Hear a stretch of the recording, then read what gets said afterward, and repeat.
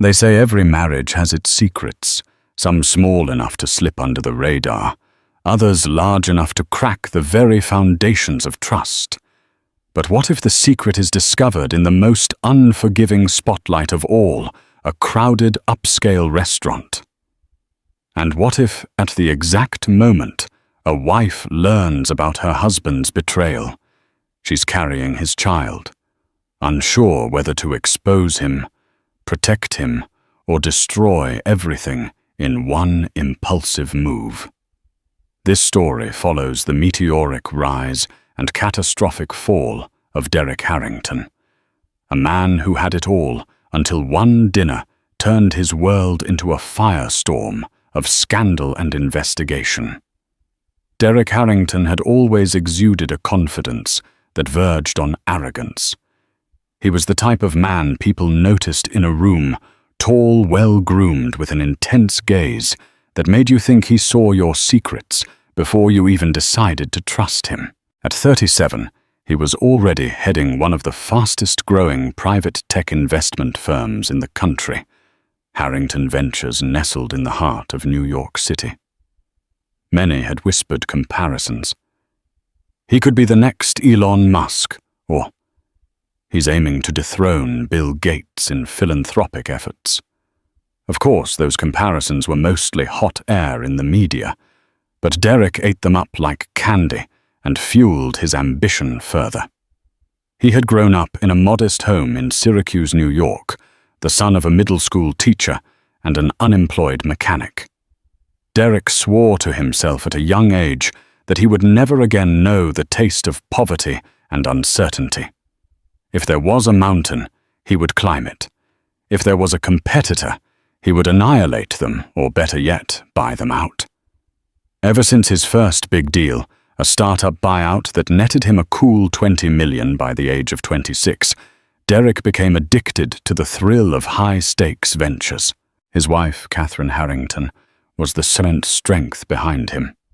Once Catherine Barnes, she had come from an entirely different world, an only child raised in Connecticut by a wealthy yet tight-knit family who adored her.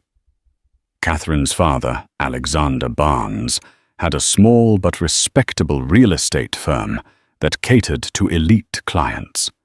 Catherine had an aura of class that Derek desperately needed.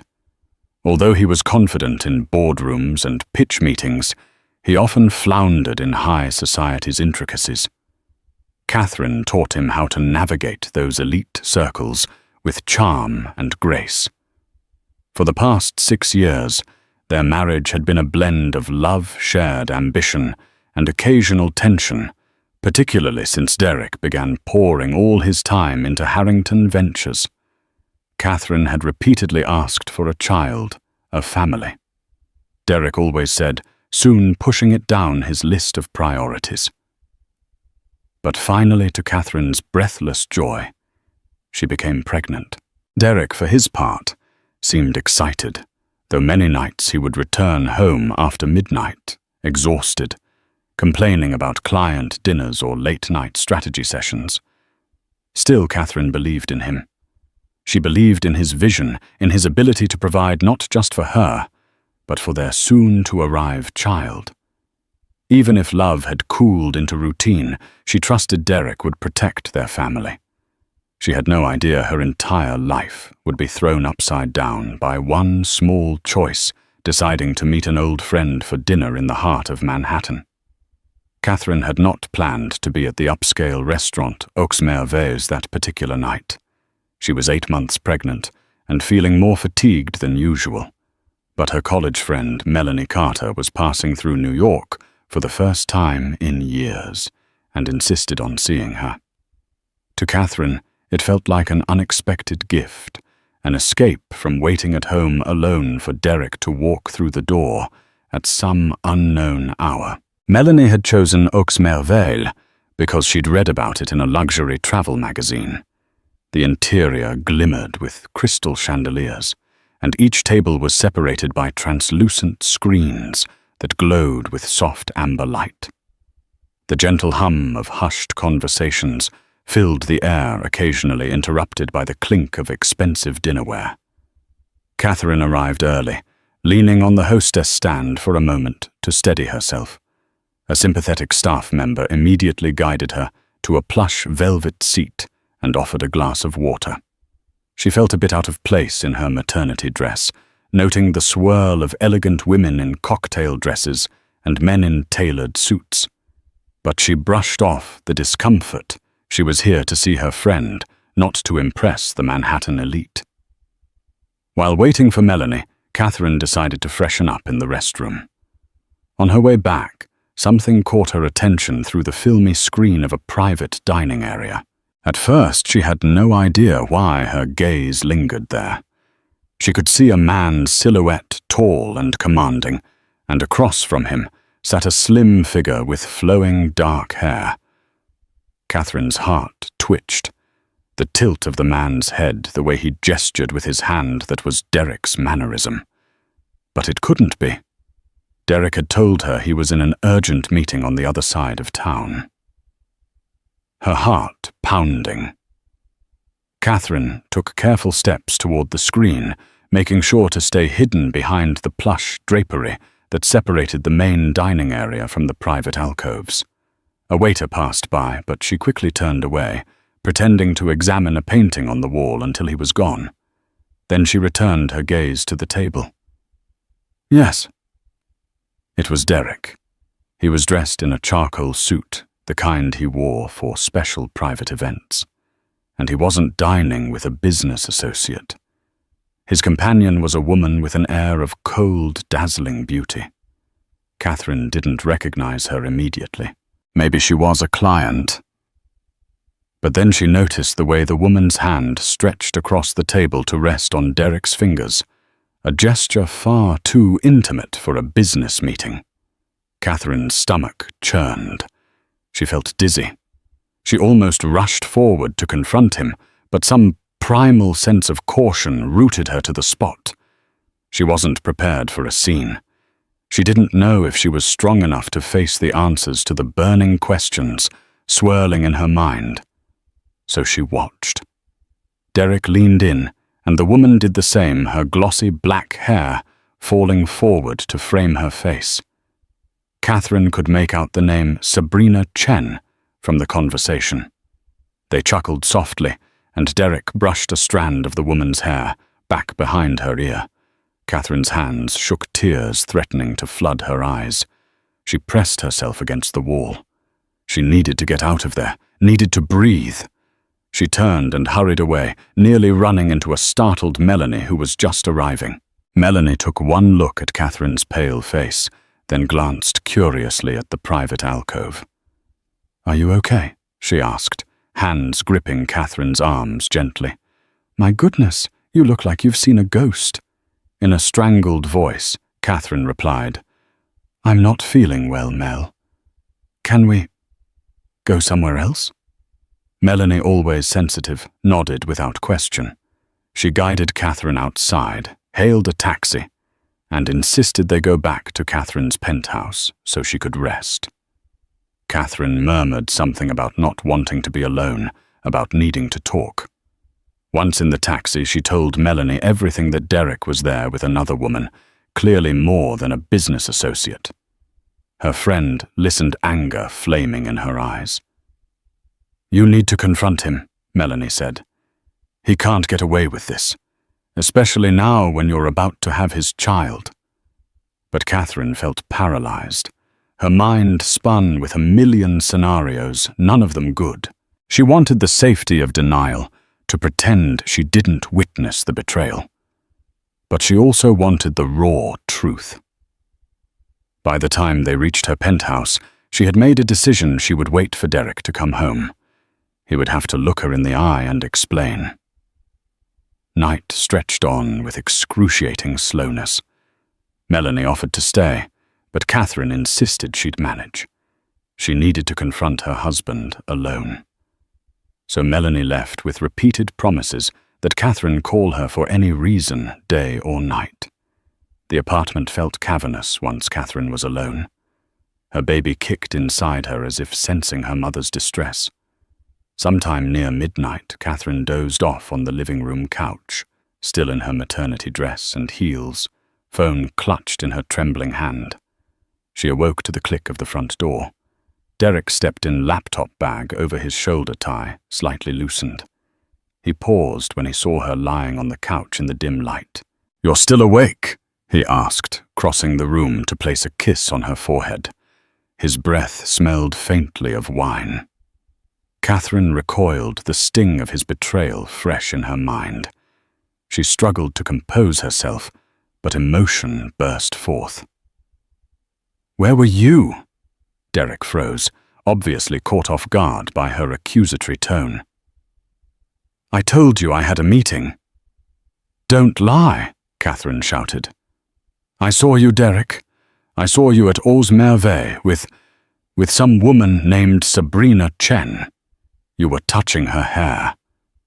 She choked on the words, tears forming again. Derek's face went pale, then hardened with defiance.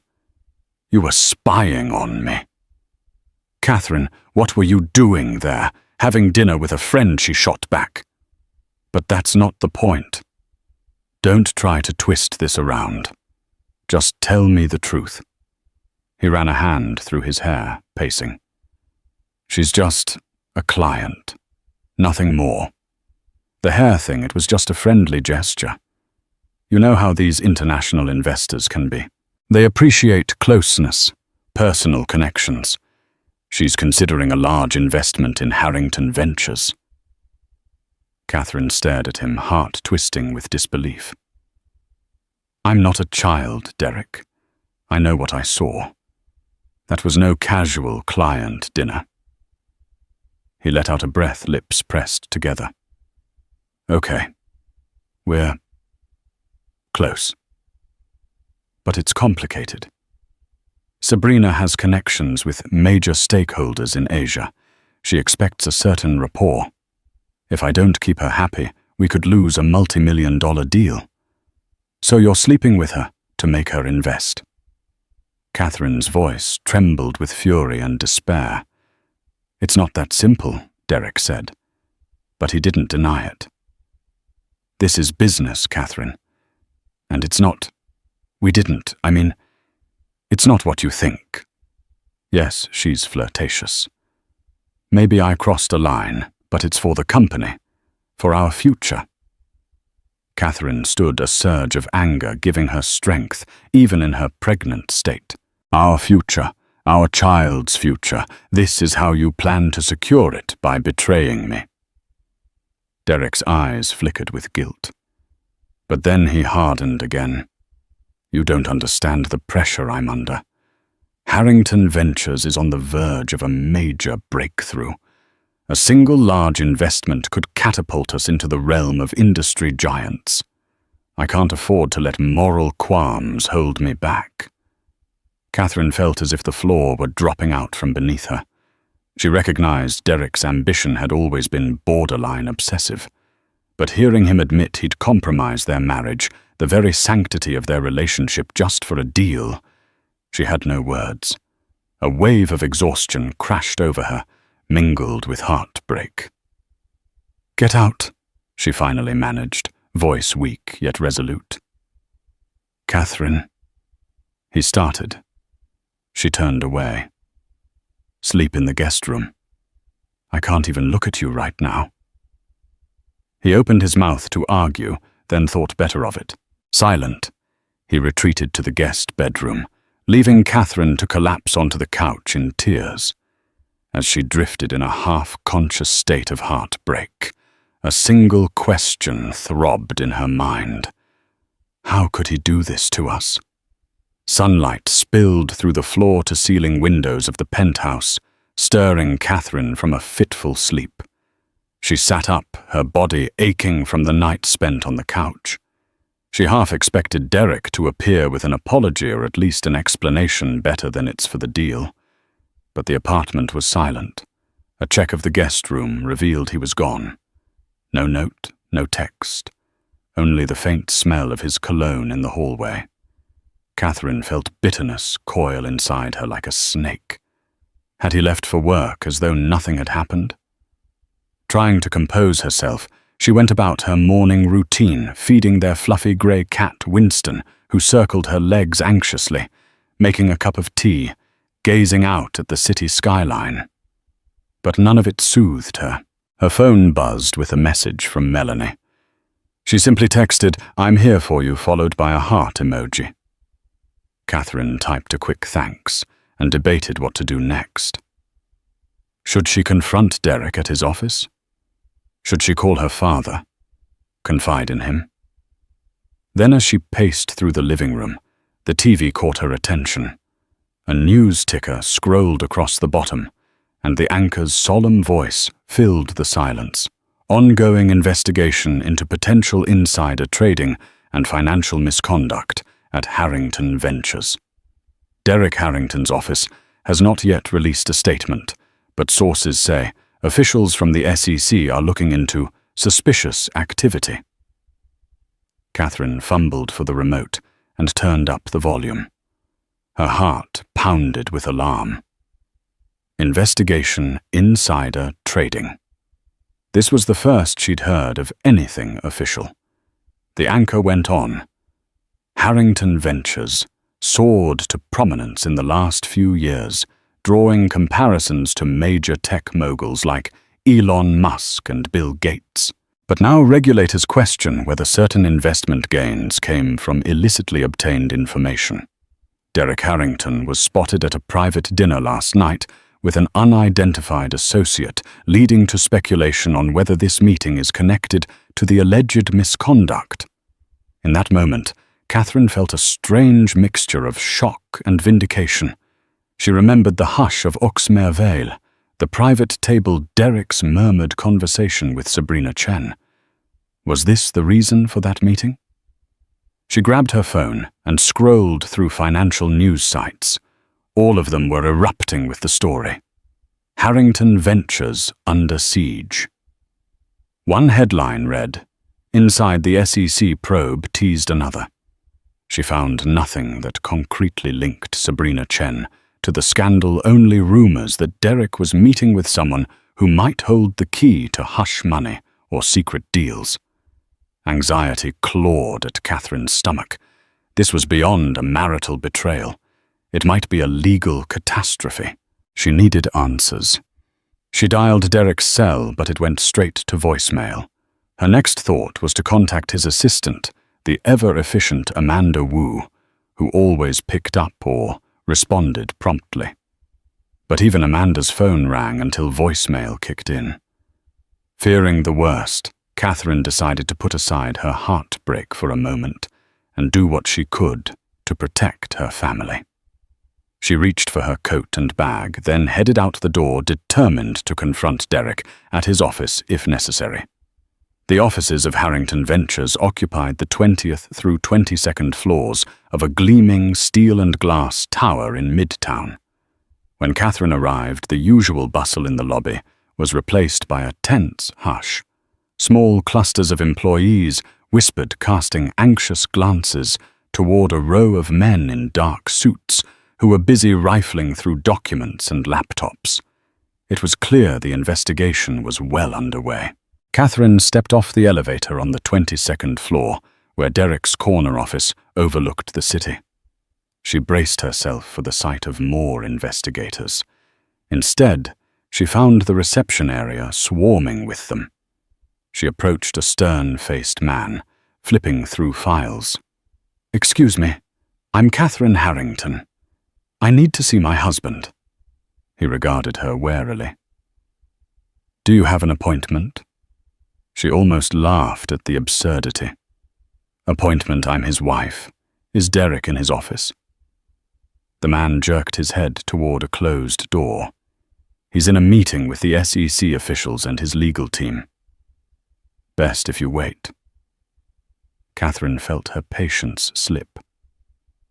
"I'm not waiting," she said firmly. Without another glance, she marched to Derek's office door and turned the handle. Locked. She knocked, ignoring the mutterings of the investigators behind her. After an agonizing minute, the door swung open, revealing Derek's lawyer. A slim woman in a sharp navy suit, a phone pressed to her ear. She looked Catherine up and down. "Mrs. Harrington." "We're in the middle of something." Derek's voice cut through.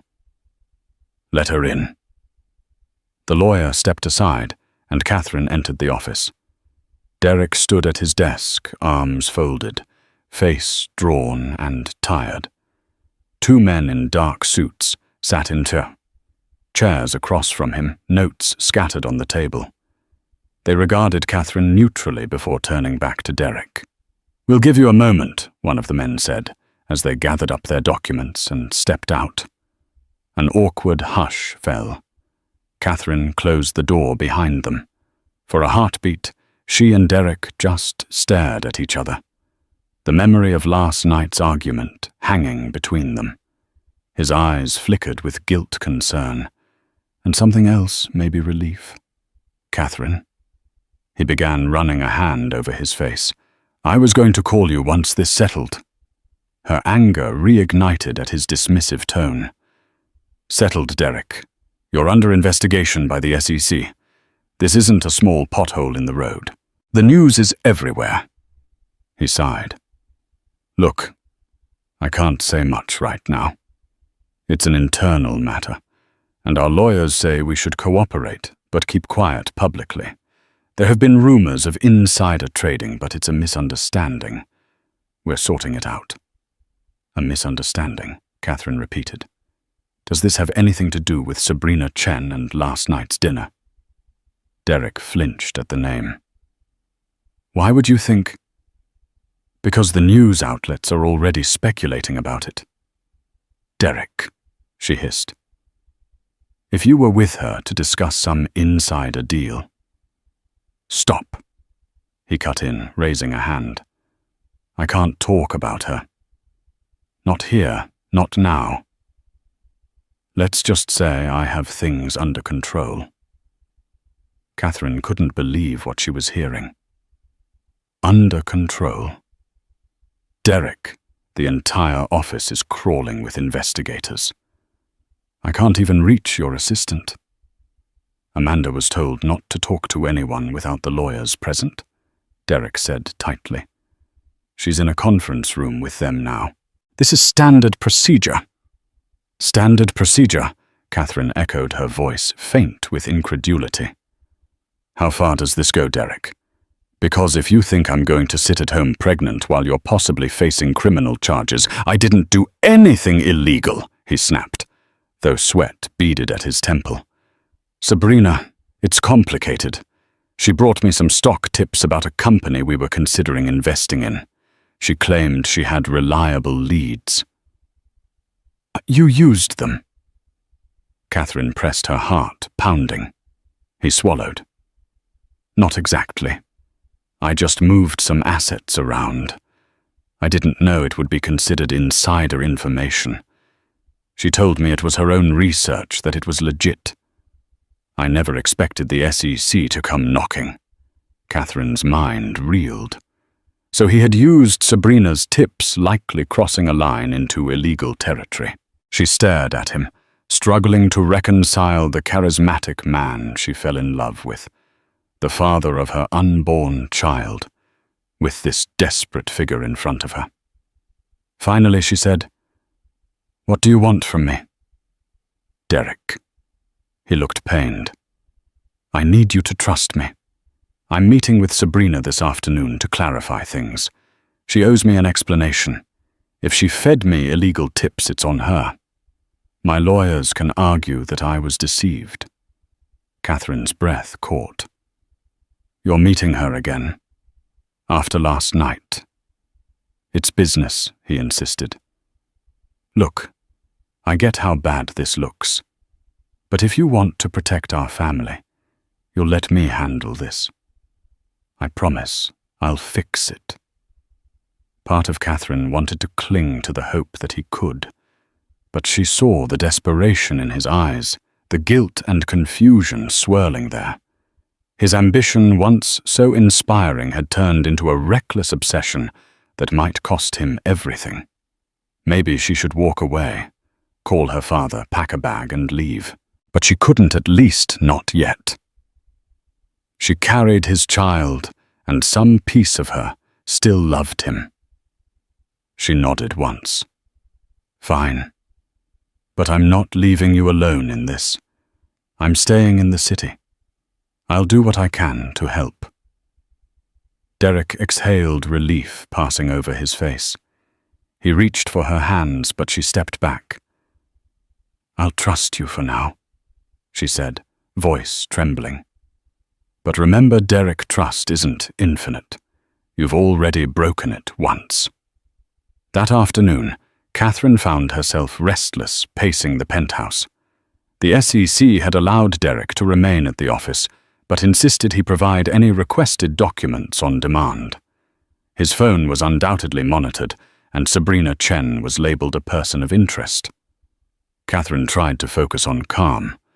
She set up a quiet corner to rest, turned on soft classical music, and attempted to soothe the baby within her. Yet every time she shut her eyes, she saw Derek leaning across that table, saw him gently touching Sabrina's hair. How did we get here? She wondered. Have I been so naive? A phone call from an unfamiliar number broke her reverie. She picked up, heart hammering. A woman's voice spoke clipped and professional. Hello, Mrs. Harrington. My name is Caroline Patterson. I'm a journalist at the New York Daily Mirror. We're working on a story about your husband's company. Would you be willing to provide a statement? Catherine's mouth went dry. No comment, she said hastily, ending the call. But within minutes, another call came from yet another journalist. And then another. It seemed the entire press corps had decided to ring her up in search of a sensational quote. She turned off her phone, trembling with anxiety. The day crawled by. When Derek finally returned home, it was well past 8. Catherine opened the door to find him grim-faced, tie, undone hair disheveled. He looked like a man fighting a war on multiple fronts. Any progress? Catherine asked quietly. He nodded. Lawyers say there's no direct evidence yet. Just allegations that we traded on insider info for a few deals. But they'll keep digging. As for Sabrina... He paused, looking away. We spoke. She claims she's just a scapegoat. She said she's taking a flight back to Hong Kong tomorrow, and that the SEC can't touch her there. Catherine's stomach twisted. So she's running. He shrugged. Or, so she says. I tried to get her to talk to my lawyers, but she refused. She's not answering calls anymore. My attorneys are furious. They say if she disappears, it'll make me look even worse, like we're trying to hide something. Catherine eyed him. Are you still sleeping with her? Derek's cheeks burned red. No. Catherine, I messed up. Okay. I let things get too close, but it was never serious. Not on my end. She wanted to believe him, but suspicion dug its claws into her mind. Is that the truth, or just what you need me to believe? He hesitated. I'm not lying to you. Look, I promise you my relationship with Sabrina was purely for business connections. Maybe it crossed lines, but I never intended to leave you. Or... She shook her head, tears threatening again. How noble, she whispered sarcastically. Derek, I can't keep doing this. I can't watch you destroy yourself and our marriage in this pursuit of power. He reached for her, his hand trembling. For the first time she sensed he was truly afraid. Catherine, if we can get past this, I'll change. I'll make it right. Just stand by me, please. Looking into his eyes, she saw remnants of the man she'd married, the one who had once had dreams of giving them a beautiful life. Hesitantly, she placed her hand on his cheek. He closed his eyes, leaning into her touch. They stayed like that for a moment, broken but together. By the next morning, Catherine felt an urgent need for counsel. She made a phone call to someone she knew and trusted her father, Alexander Barnes. Despite their somewhat strained relationship, he had never fully approved of Derek's rags to riches aggression. Her father was a steady presence in her life.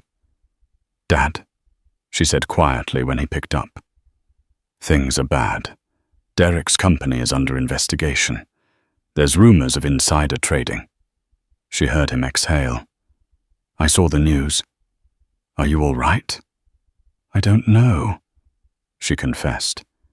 "He might have been unfaithful too." "I feel like everything is spiraling." Her father's voice softened. "Sweetheart, you need to take care of yourself. Think about my grandchild. Stress can't be good for the baby." She stifled a sob. "I know. Dad, what should I do? Should I leave him?" Alexander was silent for a moment. "I can't decide that for you. But listen, Catherine Derek has always been a risk-taker. That's what made him successful. But it can also lead to ruin if he isn't careful. You have to consider if you can trust him to change. And if not..." She closed her eyes. "I understand." He cleared his throat. "If you need a place to stay, come home. Your old room is waiting, or I can set you up in a nearby property. No pressure. But I won't let you face this alone." Tears welled in her eyes, but she felt a measure of warmth. "Thank you, Dad. I'll let you know." After the call ended, Catherine sat by the window, watching the Manhattan skyline shimmer under the morning sun.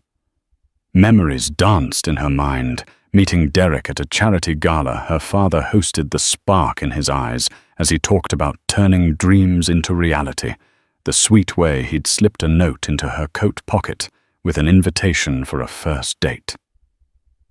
Where had that man gone? Meanwhile, Derek's day took a dramatic turn.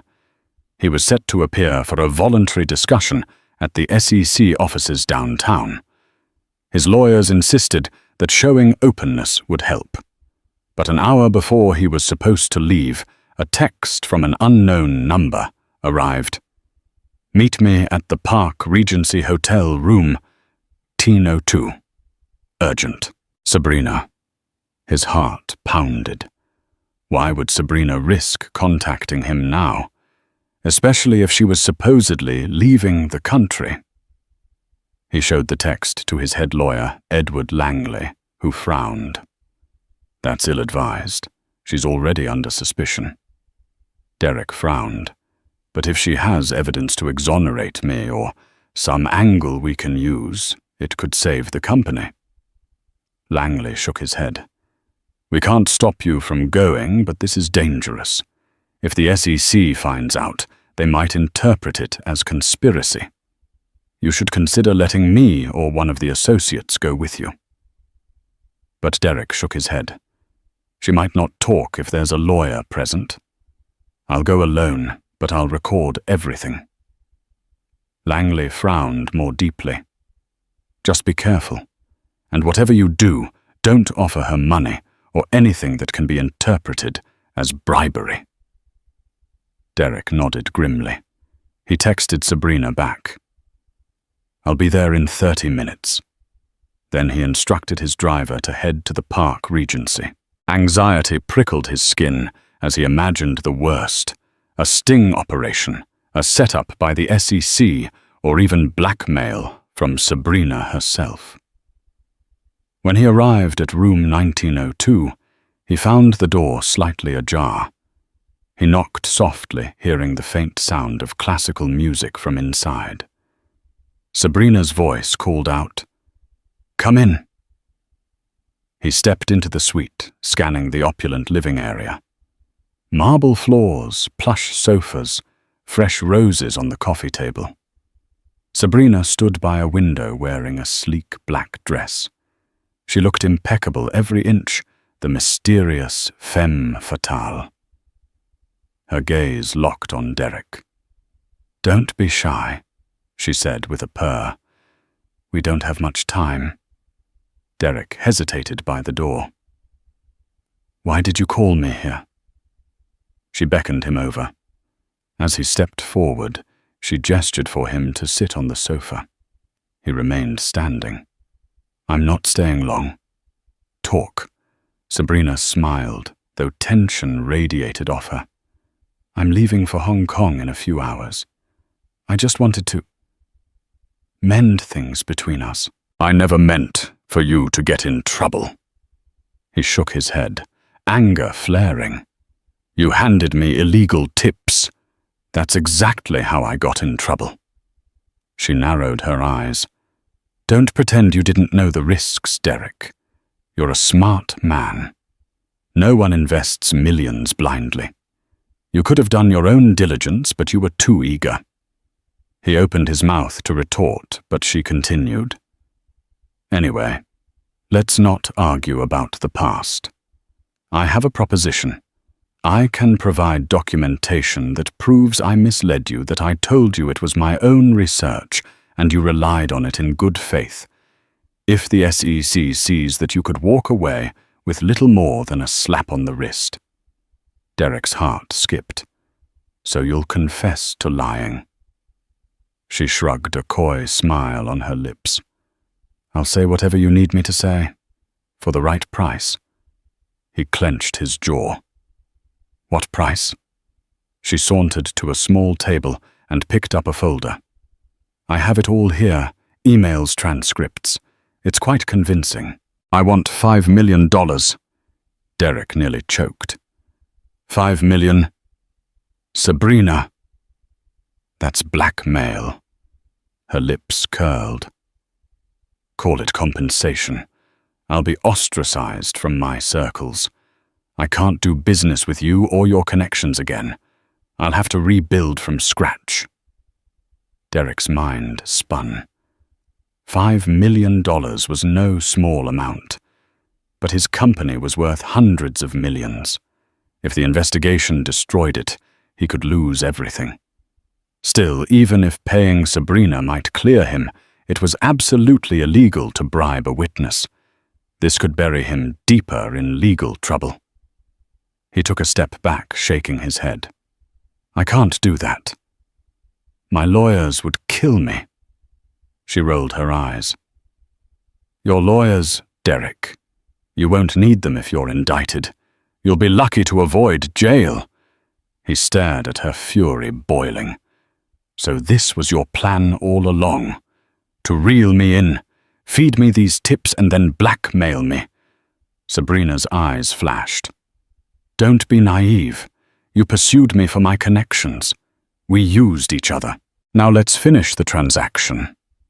He exhaled, attempting to steady himself. I won't pay you a cent. If you have evidence that can help me, provide it. If not, get out of my way. Her expression hardened. Think carefully, Derek. You have a lot to lose. He turned to the door. I'm done with you. As he left, his heart pounded not just with anger, but with fear. Fear that Sabrina might release evidence that would incriminate him further, or worse, twist the facts to frame him entirely. The upcoming meeting at the SEC loomed large in his mind. Back at the Harrington Ventures office, Derek quickly informed Langley of what had transpired. The lawyer's face turned pale. She asked for money. Derek, if we even hint at paying her, it could be seen as witness tampering. We have to disclose this to the SEC, or they might discover it later and accuse us of hiding it. Derek groaned. You're right. Let's get it over with. The two hurried to the SEC building where they were ushered into a conference room. Catherine, who'd insisted on coming along for moral support, sat quietly in the corner. She offered Derek a small nod of encouragement. Despite everything, she was there for him. The lead investigator, a meticulous woman named Francesca Morales, greeted them with cool politeness. Mr. Harrington, we appreciate your cooperation. We have a few questions. Langley gave a tight smile. We want to go on record that Ms. Sabrina Chen attempted to solicit money in exchange for certain statements. We did not comply. Morales leaned forward, interest piqued. That's quite an allegation. Do you have proof Derek remembered that he had switched on his phone's recording as soon as Sabrina started talking? He glanced at Langley, who nodded. They handed over the audio file. It was risky, but they had no choice. If Sabrina tried to sell a false narrative, at least they had evidence she'd demanded money. Morales listened with headphones, her stern face revealing little reaction. Finally, she removed the headphones. We'll need to verify the authenticity of this recording. For now, it appears Ms. Chen may have engaged in blackmail. She then fixed Derek with a penetrating gaze. But that doesn't absolve you, Mr. Harrington.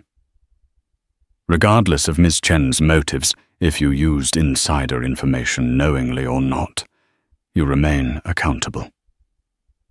Derek swallowed. I understand. The interrogation began, and it felt like a slow, agonizing dance. Morales asked about each investment, each conversation with Sabrina, each trade made in the weeks prior. Derek tried to remain calm, giving honest answers, but stopping whenever Langley advised him to. At times, Catherine interjected small clarifications, like how Derek spent nights working on legitimate research, how he had never shown awareness of wrongdoing. Morales took notes meticulously. Finally, after hours, they were dismissed. Langley told them it might take weeks for the SEC to decide whether to press charges, but at least they hadn't been arrested. Catherine managed a small sigh of relief, but Derek's expression was still grim. This is far from over, he muttered. News of the SEC meeting spread quickly through financial circles. Rumors persisted that Sabrina Chen had fled the country. The press speculated wildly. Did the pregnant wife know secret mistress at center of scandal billionaire playboy or savvy businessman? Each headline more lurid than the last. Investors began pulling out. Harrington Ventures' stock, though private, was partially linked to a public affiliate, and its share price dropped precipitously in after-hours trading. Derek scrambled to reassure stakeholders. He wrote emails, made phone calls, pleaded for patience. Some listened, others distanced themselves. The board of directors called an emergency meeting to discuss damage control. Catherine watched the meltdown with growing horror. She wanted to stand by Derek, but each day more revelations emerged about how close he and Sabrina had been. Photos surfaced of them at charity galas, at private dinners, looking more intimate than Derek had admitted. The press ran with the story, painting a picture of a torrid affair. Catherine felt herself roiling with a mix of jealousy, betrayal, and lingering love. One night, Derek returned home, late, throwing his keys on the kitchen counter in frustration. We lost another investor. The board is furious. Catherine, who had been restless all evening, approached him tentatively. You need a strong public statement, she suggested. Something that clarifies everything from the insider trading allegations to your relationship with Sabrina.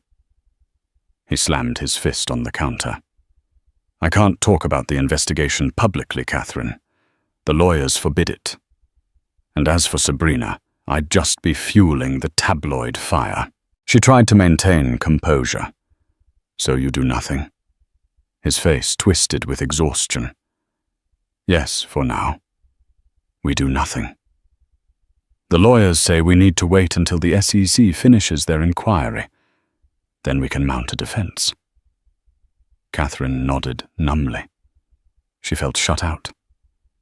Every day, the tension in the penthouse grew heavier, as if invisible walls were closing in. and Derek seemed to alternate between frantic action and stony silence, leaving Catherine alone in her swirling thoughts. A few days later, Catherine's father showed up unannounced at the penthouse. Derek had gone to the office. She welcomed Alexander in, offering him tea. He studied her face, concern etched in his expression. "You look exhausted," he said. "I can't sleep," Catherine admitted. "I keep replaying everything in my head." Alexander placed a comforting hand on hers.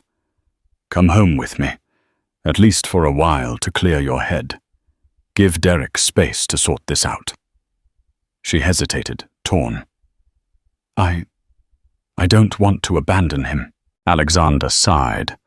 "You wouldn't be abandoning him, dear. But you're pregnant, stressed, and it's not healthy. You need calm surroundings, not SEC investigators and salacious tabloids." Catherine thought of the baby, the life growing inside her. She felt a pang of guilt. She was so consumed by Derek's crisis, she barely paused to consider her own well-being. After a long moment, she nodded. "You're right. Let me pack a bag. If Derek wants to talk, he knows how to reach me." Within an hour, she was in her father's car, heading toward the tranquility of Connecticut. She left a short note for Derek. "I'm going to Dad's for a few days to rest. I hope you understand." She didn't expect an immediate response, and she got none. Days turned into a week. Catherine settled into a guest suite at her father's estate, where the staff fussed over her, ensuring she had healthy meals and plenty of rest. She felt her body relax bit by bit, though her heart still weighed heavy. She kept an eye on the news. Harrington Ventures seemed to be on the brink. More rumors of a mass investor exodus, talk of a possible resignation by Derek if indicted.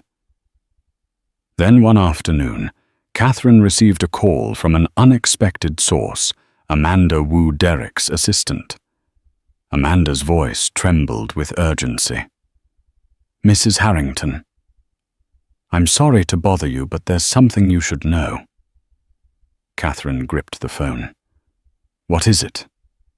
A man came by the office, Kyle Peterson, one of Derek's old associates. He claimed to have documents that could prove Derek's innocence. But Derek is so busy fighting fires, he barely gave Kyle the time of day. Kyle said he discovered that Sabrina Chen had conspired with another firm to sabotage Harrington Ventures. He said it was personal for her. She wanted to ruin Derek. Something about an old family feud. Catherine's pulse raced. Wait, an old family feud? Sabrina never mentioned anything like that. "I don't have details," Amanda said. "But Kyle swore he has proof. Sabrina manipulated data to make it look like Derek was trading on insider info, when in fact it was all her doing. He tried emailing Derek, but with the SEC monitor it might get lost. I think Derek's ignoring him because it sounds too far-fetched. But Kyle seems genuine." Catherine thought back to Sabrina's chilling composure, her blackmail attempt. Maybe Sabrina had orchestrated the entire fiasco, setting Derek up for a fall, while reaping her own profit. It was a terrifying thought, but it made sense given her abrupt disappearance and hush-money demands. "Amanda, can you put me in touch with Kyle directly?" Catherine asked. "Of course. I'll text you his number." Minutes later, Catherine spoke to Kyle. He explained that Sabrina's father, Wei Chen, once competed with Derek for a major Chinese tech merger. Derek's success had apparently cost Wei Chen a fortune and tarnished his reputation back home. Kyle believed Sabrina sought revenge under the guise of forging a business relationship, planning to entangle Derek in legal trouble. She fed him tips that appeared legitimate, but in reality they were gleaned from corporate espionage or manipulated data. Then she let the SEC discover them. "I have documents showing Sabrina's father orchestrated the entire infiltration," Kyle said. and also a recorded phone call where Sabrina brags about how easy it was to seduce Derek into compliance. Catherine felt anger and relief swirl together. If Kyle's evidence was real, it could vindicate Derek. "Why didn't you come forward sooner?" He hesitated. "I only discovered it a few days ago, rummaging through old servers and unsubscribed email accounts. I used to manage some side projects with Derek, but we parted ways after a disagreement. I had no idea Sabrina's infiltration ran this deep. I thought I owed it to Derek to come clean now." "Thank you," Catherine said earnestly. "Please get those documents to Derek's lawyers. And also send a copy to me." Catherine returned to the city the very next day. Her father tried to persuade her otherwise, but she insisted. "If these documents can save Derek, I need to be there," she said. At Harrington Ventures, she found Derek hunched over a conference table, scattered with papers, eyes bloodshot. The board was in an uproar. The SEC investigation was intensifying. Media outlets were calling him the next Bernie Madoff. It was chaos. Catherine entered the room and placed her hand on Derek's shoulder. He flinched at first, then turned to see her. A mixture of surprise and relief flashed across his face. "Catherine, you're back." She nodded. "I have news. I spoke to Kyle Peterson." Derek frowned. "Kyle, I haven't seen him in ages." Quickly, Catherine explained what Kyle had told her. She saw Derek's eyes widen, a spark of hope igniting. "If he really has that evidence, we can prove Sabrina was the mastermind. This changes everything." "It does," Catherine agreed. "We need to move fast, though, before Sabrina disappears for good." Derek called an emergency meeting with Langley and the legal team. Kyle arrived with a briefcase full of documents and digital files. He walked them through each piece of evidence, showing how Sabrina had infiltrated Harrington Ventures, forged research reports, and leaked them to Derek under false pretenses. The final damning piece, a recorded phone call, where Sabrina gleefully admitted Derek is so hungry for power, he won't even question where the data comes from. By the time the SEC is done with him, he'll be ruined. Langley's eyes shone with triumph. "This is exactly what we need. With this, we can build a defense that Derek was the victim of fraud. He'll still face questions about his due diligence, but it's a significant shift in liability." Derek looked stunned, as if someone had handed him a life preserver, just as he was drowning. He turned to Catherine, voice thick. "I don't deserve you. I was so reckless. I should have known better." She placed a hand over his. "Let's just get through this." Armed with the new evidence, Derek's lawyers presented everything to the SEC. The response was immediate and dramatic. Francesca Morales grilled them for hours, verifying the documents, analyzing the authenticity of the recordings, and cross-checking them against Sabrina's earlier claims. 2 days later, the SEC issued a statement. They were redirecting the focus of the investigation toward Sabrina Chen and her associates. Derek remained under scrutiny for negligence, but the criminal angle for insider trading was all but dropped. The media pounced on the story of the scheming mistress, fueling a new wave of scandalous headlines. But for Derek, the worst legal nightmares seemed to recede. He wasn't out of the woods.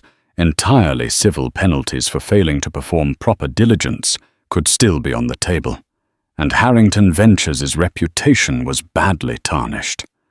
Investors remained wary, but at least the threat of prison no longer loomed. Throughout the madness, Catherine stayed by Derek's side, though their personal relationship remained strained. She had forgiven him enough to fight for his exoneration, but the wound of his betrayal festered. One evening after a grueling day of damage control, they sat in the living room. Derek poured himself a stiff drink, offered Catherine sparkling water instead. They sipped in silence. "Thank you," he finally said, "for not walking away, for finding Kyle, for everything." She nodded. "I did it for our child, and maybe for the Derek I thought I knew." He winced at that. She continued, "Where do we go from here?" He drained his glass. "I can't pretend this didn't happen. I failed you. I was so blinded by ambition, I forgot the vows we made. And Sabrina." Catherine cut in gently. "Let's not talk about her anymore." She sighed. "I'm not sure what's next for us, but I do know that if we're going to move forward, we need honesty therapy and time." He closed his eyes, a single tear escaping. "I'll do whatever it takes." In the weeks that followed, Derek officially stepped back from the CEO role of Harrington Ventures, appointing a trusted associate to steady the ship while he sorted out the final legal tangles. The board reluctantly agreed, seeing that Derek had become a lightning rod for controversy. Meanwhile, Catherine focused on her impending motherhood. She invited Derek to prenatal appointments, and he came. Their interactions remained cautious, but as they witnessed the ultrasound images and heard the baby's heartbeat, a profound sense of shared responsibility bound them. Then one crisp autumn morning, Catherine went into labor. Derek rushed her to the hospital, eyes wild with worry. Hours later, they welcomed a baby boy, whom they named Andrew Alexander Harrington. Andrew for Derek's late grandfather and Alexander for Catherine's father. Holding their newborn son, Catherine and Derek felt something shift. The swirling chaos of the past months faded, replaced by a fragile hope. They had survived betrayal scandal and near financial ruin, but life had given them this new beginning, a chance to change. Epilogue. Short conclusion. Within the novel. Over the next year, the SEC investigation wrapped up. Derek settled the negligence charge with a hefty fine and strict compliance measures. Harrington Ventures, though, rebounded under new leadership, and Derek devoted himself to philanthropic initiatives while quietly rebuilding trust among colleagues and loved ones. Sabrina Chen never resurfaced in the US, rumored to be hiding out in Hong Kong under her father's protection, though whispers of further legal action haunted her. For Catherine and Derek, the road to healing was long and winding. They attended counseling, learned to communicate more honestly, and above all focused on raising little Andrew in an environment of love and stability. Through tearful confessions and late-night heart-to-hearts, Catherine began to forgive, and Derek sought to become the man she deserved. It wasn't a fairy tale ending, life rarely is. But in the hush of their child's laughter and the quiet strength of renewed commitment, they found the seeds of something real, something worth preserving. And though the headlines had screamed betrayal and scandal, the final pages of their story were yet unwritten, carrying the possibility of redemption and a new kind of happiness. Life can twist and turn in the most unexpected ways. For Derek and Catherine Harrington, what began as a shocking betrayal escalated into a high-stakes legal drama threatening to tear their lives apart. Yet amidst scandal and heartbreak, they discovered a glimmer of resilience and a reminder that even when everything seems lost, hope can emerge from the shadows. In this story, we've witnessed secrets laid bare, ambitions tested, and a love that struggled to survive the storm. Ultimately, it is a testament to the power of truth and the choices we make in the wake of our deepest regrets. If you found yourself enthralled by the twists and turns of Derek and Catherine's journey, please like, share, and subscribe to this channel for more captivating tales of ambition, betrayal, and redemption. Your support allows us to continue bringing such stories to life, and we can't wait to share the next chapter with you. Nicholas Harrington was the kind of man everyone admired, handsome, impeccably dressed, and so wealthy he seemed untouchable. Yet behind the polished smile and designer suits lay a storm of secrets. Whispers of a hidden mistress, hushed payments, and a lavish private jet only fueled suspicions.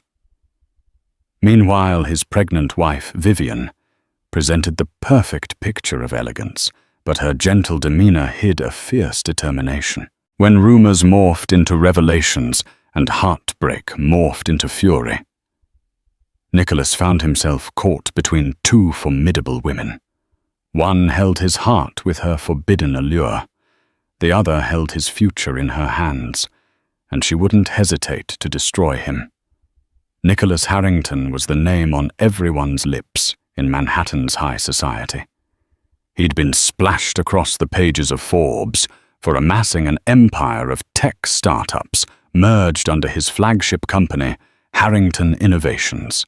Stocks soared whenever he smiled at the camera, and interviews with him became the stuff of legend.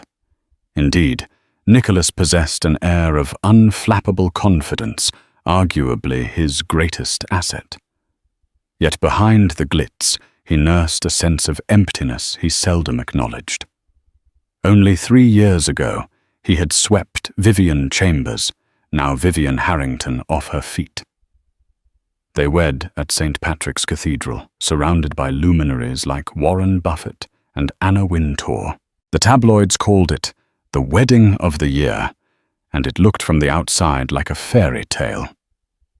But as Nicholas stood in his corner office overlooking Central Park on a sultry June afternoon, he couldn't help feeling an undercurrent of panic. Every corner he turned, there seemed to be a fresh rumor, a new swirl of gossip that threatened to dislodge him from his throne. He had used his wealth to hush many controversies, paying hush money to employees or settling disputes with out-of-court deals. But this was different. Eliana Stone was the name on his mind. She was a rising socialite, best known for being seen on the arms of powerful men from time to time. Years younger than Nicholas, she was seductive, confident, and unrelentingly ambitious. In a world where everyone was chasing the next best connection, Eliana cultivated powerful alliances like collecting jewelry, shiny precious and carefully curated. He recalled the night they met under the shimmering chandeliers of the Plaza Hotel. He was hosting a fundraising gala in collaboration with the Real Impact Foundation, one that Michael Bloomberg and even Leonardo DiCaprio had RSVP'd to. Eliana arrived in a midnight blue gown, turning heads as though an invisible spotlight illuminated her every step. When she approached Nicholas with a fluted champagne glass and a half smile, the spark of desire caught him off guard. Flattery ensued, laughter flowed. By the end of the evening, she had charmed him into exchanging private phone numbers, something he had never done so openly before. That first encounter led to clandestine lunches at Michelin-starred restaurants and stolen nights in penthouse suites. All of it, Nicholas believed, was under meticulous secrecy. He had relied on his power and money to safeguard his indiscretions, ensuring that not a whisper reached Vivian's ears. Except now rumors about a mystery woman had leaked into the tabloids. His nerve endings were on fire. He couldn't let it spiral into scandal. Little did he know the scandal would soon become the least of his worries. The private jet was only the beginning. And as far as Vivian was concerned, her husband's name might soon be etched in the court dockets of the New York Supreme Court. Vivian Harrington was as poised as she was intelligent. A Harvard graduate, who once studied under the tutelage of Dr. Elizabeth Warren. Vivian had her own promising career in international law before dedicating herself to philanthropic work. She was the woman who believed in justice and fairness, raising millions for global women's education initiatives through her foundation. Yet inside the walls of her Park Avenue penthouse, she increasingly felt like a naive girl in a dangerous adult world. That morning, Vivian quietly sipped on her specially blended herbal tea, recommended by her prenatal physician, Dr. Candace Lynn, at Mount Sinai. Yes, she was pregnant 3 months along. A child was all she had dreamed of. For the last year, an addition to the home she and Nicholas were supposed to build together. Instead, she sensed him drifting day by day. She tried not to let insecurities get the better of her. Nicholas was a busy man, an empire builder with thousands of employees relying on him. She told herself that his stress was natural. But when Vivian discovered a suspicious envelope tucked into his desk, her illusions began to crack. Inside was an invoice from a private aviation company referencing a Gulfstream G650 acquisition. The aircraft cost a staggering sum, tens of millions of dollars, and the name on the delivery address was not Harrington Innovations, nor Nicholas Harrington. It read, Eliana Stone. At first, Vivian's mind refused to process the implications. A private jet in another woman's name. Perhaps it was a business arrangement or a philanthropic gesture for a charitable venture. She fought to rationalize it. But the pit in her stomach deepened when she remembered her girlfriends whispering at a recent luncheon about a high-profile mistress rumored to be kept by a certain Manhattan billionaire. Nicholas had brushed off those rumors with a confident laugh, insisting they were about some fool with more money than sense. Over the next several days, her morning sickness became more severe, compounded by the mental anguish swirling within her. Confusion threatened to knock her off balance. She remembered Nicholas once promising her the world I will go to any length to keep you happy, he had said on their honeymoon in Santorini. Vivian reached out for help in the only way she trusted.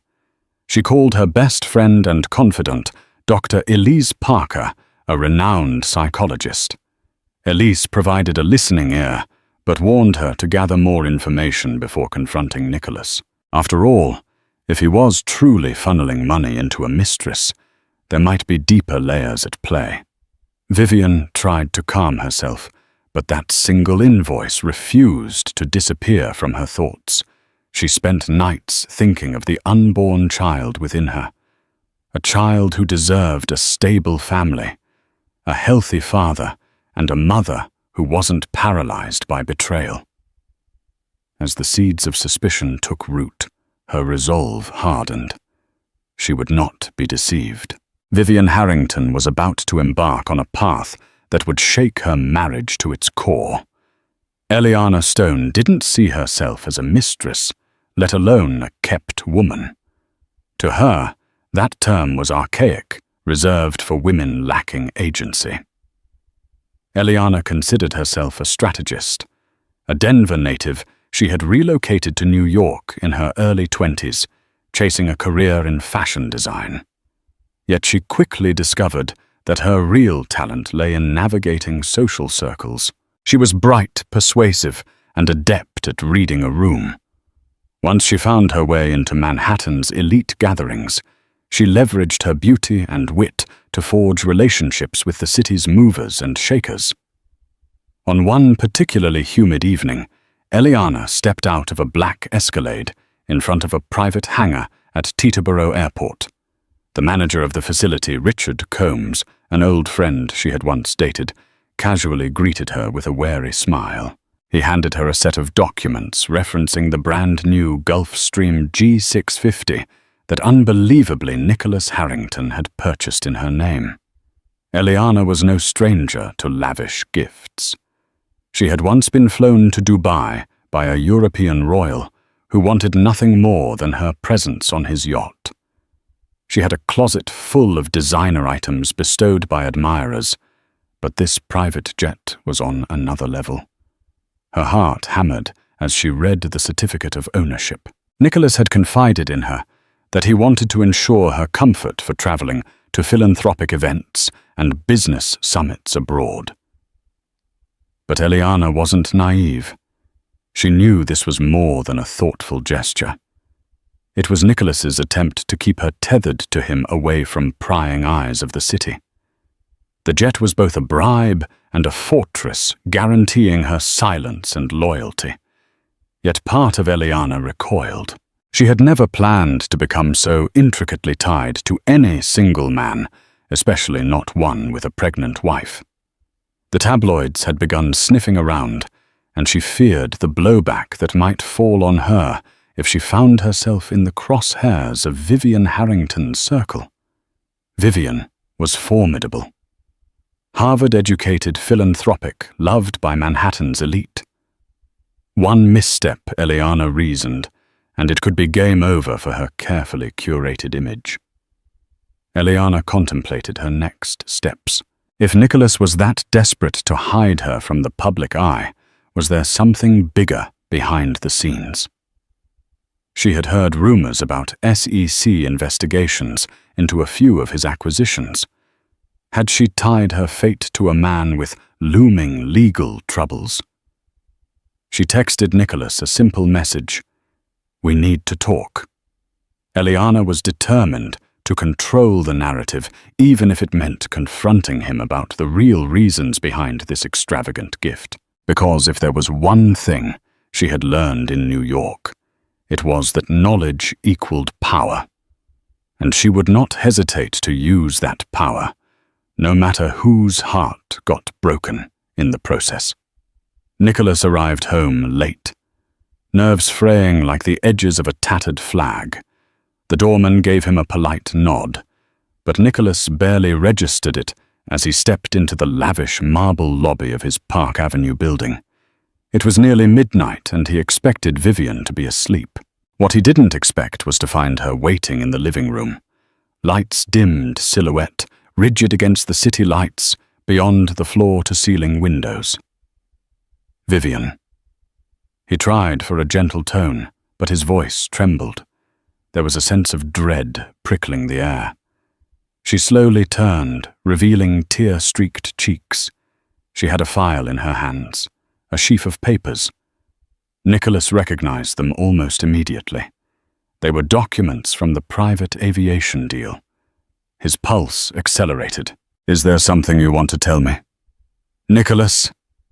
Her voice was steady, but the heartbreak in her eyes was impossible to miss. He inhaled sharply, trying to form a coherent response. "Vivian, it's not what you think. Then what is it? Because it looks like you purchased a multi-million-dollar jet for a woman named Eliana Stone." Nicholas raked a hand through his hair, searching for a plausible explanation. But the well of excuses ran dry. He tried to spin a tale about business alliances and investor perks, but every word felt hollow the moment it left his lips. Vivian let him speak, her gaze never wavering. She cut in. "Do you think I'm naive? I know who she is, Nicholas. The tabloids are filled with her name these days." She laid a hand protectively over her stomach. "Is this the man you want to be when our child is born?" His shame curdled into something else. Defensiveness, perhaps. "I never asked for any of this," he muttered, voice tight. "It just happened." Vivian's composure shattered. "Things don't just happen, Nicholas. You've built an empire out of your ability to control events, so don't tell me you suddenly lost control." She waved the documents in his face. "We're talking about tens of millions of dollars. Our child's future. Our marriage." She turned away as though she couldn't bear to look at him any longer. "You need to decide, Nicholas. Decide what you want before I walk out of here." Staggered by the ultimatum, Nicholas tried to approach her, arms outstretched. She recoiled. "Don't," she warned. "Just don't." As he watched the woman he once adored disappear behind the bedroom door, Nicholas realized that his well-maintained double life was crashing into pieces. In that moment, it dawned on him what he feared most was not losing money or reputation. It was losing Vivian and the life they had planned for their unborn child. While Nicholas scrambled to pacify Vivian and keep Eliana in check, the corporate underbelly of Harrington Innovations was churning. A federal probe long rumored among financial circles was heating up. The Securities and Exchange Commission, SEC, had launched a quiet investigation into possible insider trading and irregularities in the company's recent mergers. At first, it was a mere whisper, circulating among high-powered attorneys at Cravath, Swaine and Moore, one of Manhattan's most prestigious law firms. But soon, Nicholas's top legal advisor, Henry Caldwell, confirmed that the whispers were real. Nicholas had always regarded Henry as a loyal strategist, a bulldog in court who could fend off anything. But even Henry seemed uneasy at the magnitude of the inquiries. Nicholas sat in his corner office gazing out at the skyline as Henry laid down the facts. They're sniffing around the TechCore acquisition from last year, and the deal with Agnelli Biotech. They claim a tip-off about false financial disclosures. Nicholas felt a pang of paranoia. Could these investigations connect to the hush money he'd funneled to secure Eliana's silence, or the extravagant private jet purchase that was linked on paper to Stone Enterprises, one of her front companies? He had always believed that the pillars of his empire were unshakable, built on legitimate business moves. Yet, in an era of eagle-eyed regulators, no slip went unnoticed. And with the tabloids abuzz over his alleged affair, he worried that a scandal might offer investigators the perfect opening to dig deeper. The SEC was known to exploit personal controversies to pressure executives into cooperation or confessions. Henry Caldwell exhaled and tossed a folder on Nicholas's desk. "We need to distance any questionable transactions from your personal finances. Make sure the board has your back, or we risk a revolt once this becomes public." The notion of a board revolt rattled Nicholas. He had cultivated an image of supreme leadership at Harrington Innovations. But if the directors began to fear for their own reputations, loyalty could vanish. In a twist of timing, Eliana chose that evening to call him in a frantic state. She had been summoned for questioning by the SEC to clarify her involvement in Stone Enterprises. Eliana sounded panicked. "Nicholas, they're asking about the plane. They want to know if Stone Enterprises has any stake in Harrington Innovations. I'm not going down for this." Nicholas clenched his jaw. "Keep calm. I'll handle it," he said, though he had no immediate plan. Beneath the shimmering surface of his life, the ground was quaking. Between a pregnant wife who threatened to leave him a mistress who could crumble under investigative pressure and a looming federal probe, Nicholas sensed the perfect storm gathering strength. If he didn't move swiftly, everything he'd built and everyone he cared about might be swept away. Vivian noticed a distinct shift in the atmosphere at charity luncheons and social gatherings. Friends who once flocked to her side now had a certain guardedness in their eyes. She couldn't decide if it was pity judgment or both. As rumors spread about Nicholas's affair, sympathy for the pregnant wife was overshadowed by the thrill of gossip. Even her long-time confidant, Serena Van Doren, heiress to a real estate fortune, seemed more interested in gleaning scandalous details than offering emotional support. But not everyone turned away. An unexpected ally emerged in the form of Tristan Zhao, a brilliant defense attorney from Cravath, Swaine and Moore, who happened to be a distant cousin of Vivian's. When he caught wind of the SEC's investigation and the swirling allegations against Nicholas, Tristan reached out privately. "Vivian, I'm here if you need help. Nicholas might be my firm's client, but your family." Vivian was taken aback. She appreciated the gesture, but also recognized the delicate position Tristan was in.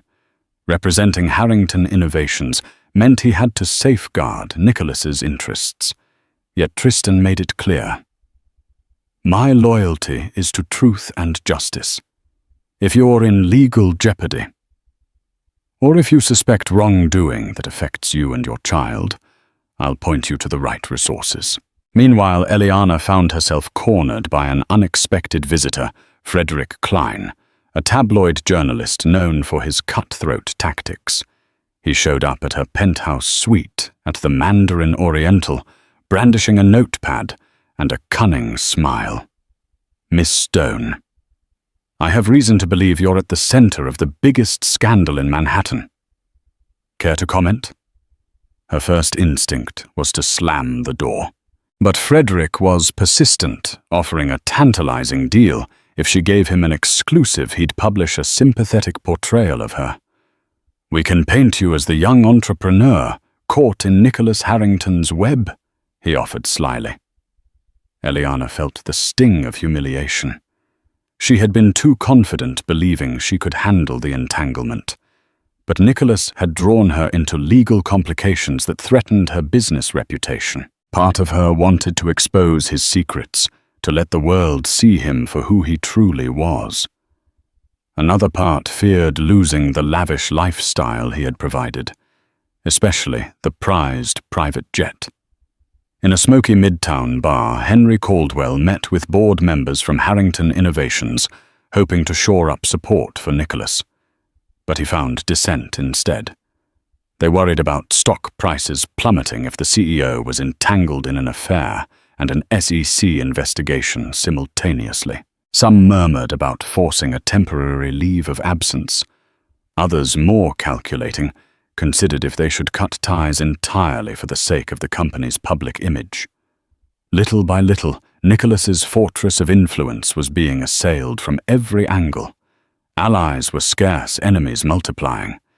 And though he tried to manage each crisis, he was finding it impossible to keep all the plates spinning. Everyone had a stake in the game, and the stakes were rising by the hour. As summer draped New York in a cloak of heat, the chill of tension inside the Harrington penthouse grew increasingly palpable. Vivian's pregnancy advanced her belly, gently rounding a testament to a future she once believed would be bright. Now it served as a constant reminder that life moved forward no matter the turmoil. One evening, Vivian heard the door creak open. Nicholas returned, looking more haggard than she'd ever seen him. He loosened his tie and poured himself a tumbler of scotch, a habit he'd resumed after years of sobriety from his college days at Stanford. She watched silently from across the living room, waiting for him to speak. The conversation that followed was as raw as the city's summer air. Nicholas confessed, or at least tried to. He admitted that yes, he had been involved with Eliana, but he insisted it was just a distraction that spiraled out of control. He claimed he ended it weeks ago, but the private jet had already been purchased, an irrevocable transaction. Vivian glared at him. "You think that's what this is about? A fling? A toy you bought her? What about the possibility of legal consequences, Nicholas? Don't you see how vulnerable this makes us?" He grimaced, swirling the amber liquid in his glass. "I never intended for any of this. The SEC is digging into my deals and Eliana's name came up. Now she's threatening to speak to reporters." He paused, voice wavering. "I'm terrified, Vivian, of losing you, losing the company, losing everything." Vivian felt a pang of sadness for the man she once admired, but anger roiled within her too. She approached him, eyes fierce. "I've decided to retain my own attorney, Nicholas. If this escalates, I won't be blindsided. Tristan Zhao has offered to guide me to a top family law specialist. Nicholas's face contorted. "You'd do that to me. Take legal action while I'm already under investigation. Don't you dare act like the victim here." Vivian shot back, her voice quiet but resolute. "I'm pregnant with our child. If you jeopardize everything with your recklessness, I need to ensure we're protected. I won't stand by, powerless." A heavy silence descended. Finally, Nicholas set his glass down with a trembling hand. "What do you want from me?" Vivian's eyes brimmed with tears. "I want the truth. I want you to own up to your actions, publicly, if necessary. And if that means stepping down from Harrington Innovations to preserve the company you built, then so be it." She took a slow breath, hand resting gently on her belly. "Decide, Nicholas. Decide whether you're going to run from this or face it. But know that if you choose deceit again, I will protect myself and our child, no matter the cost." In that moment, Nicholas realized that mere apologies would no longer suffice. The ultimatum was clear: salvage his integrity, or lose not just his wife and child, but also his very freedom.